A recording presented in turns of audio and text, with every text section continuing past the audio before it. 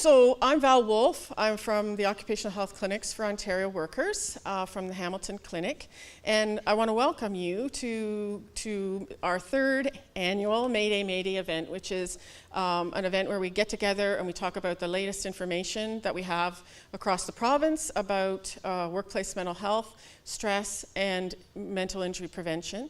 But it's meant to be an engaging dialogue because, as I tritely say in my emails, but it is really the case that every time we get together and talk about these things, we move the conversation forward about this as a mainstream health and safety issue in the province and in the workplaces. And what we're trying to do, of course, is generate ideas that can be translated into actual actions and products that can assist workplaces and workers across the province. So right now I'm going to introduce our Chief Prevention Officer, who's Ron Kelusky, and he's going to give us some official words of welcome. Okay, I'd like to welcome you to the Mayday Symposium and actually thank everybody for attending. I'm joined here by my colleague, Dr. Geneso from the Ministry of Labor. Leon, thank you. My name is Ron Kelusky, and I always used to say I'm the Chief Prevention Officer for the Province of Ontario. I now say I'm still the Chief Prevention Officer for the Province of Ontario. I can't underestimate the importance of workplace mental health, and I applaud each and every one of you for the work that you're doing, the work that you're doing individually and collaboratively. And I'd really like to acknowledge the work that's been done by our partners and colleagues across the prevention system. I noticed that on your agenda, the 2019 version of the ECO survey, which was in partnership with OCAL and CCOHS. If you recall, there was a similar survey done in 2016 that gave us a window on a lot of the psychosocial impacts by various sectors that was really important. And it's important to us because we're in the process of developing our 5-year occupational health and safety strategy for the province. And it's the surveys, especially the ability to compare survey results 2016 to 2019, will help us tremendously in how we focus our survey. And it's really important to help us move forward.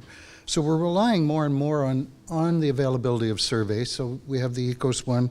Last year we did a fairly extensive survey involving 5,000 people across the province, asking them a number of questions, demographic questions, as well as their opinions regarding health and safety.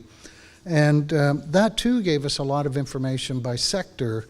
And it's interesting when it comes to workplace violence, harassment, and mental health, it too had indicated it was the number one issue amongst employees and employers across Ontario. And certainly that's also illustrated when we look at the activities of our inspectors, that workplace violence and harassment continues to be a problem. We've undertaken a survey as part of our information gathering exercise for the 5-year strategy, and we've probably come in contact with, in terms of physical groups as well as the survey, over 2,000 people. And it too is providing us good information on how we focus and where we identify where the problem really is as opposed to where it isn't.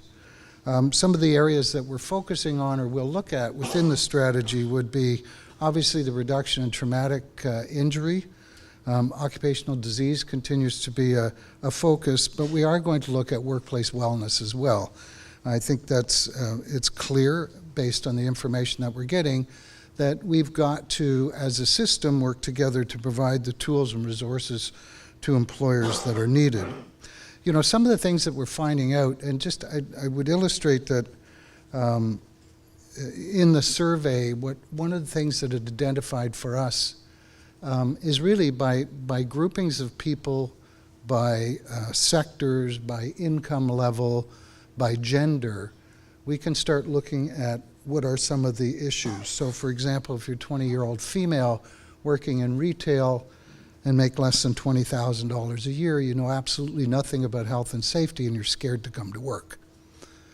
And it's really being able to provide, being understanding where the problem is, and then being able to focus on the right type of resources for the right type of people to be able to get it done. People say that, you know, knowledge is important. However, the ability to transfer the knowledge is equally important, and the ability to come up with creative means to ensure that it's translated properly. We've got the knowledge. We just have a bit of a difficulty in being able to get it where it needs to be, and to get those people who need it the most the ability to translate it. But our surveys and our efforts and our working with our system partners, we're going to be looking at, you know, where does technology fit in an appropriate way within the strategy. Looking at outcomes as opposed to outputs.